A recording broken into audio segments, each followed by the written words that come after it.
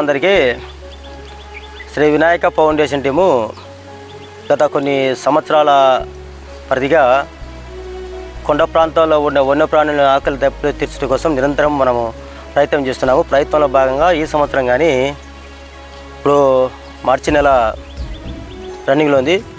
అప్పుడు ఎండలు చాలా తీవ్రంగా ఉన్నాయి.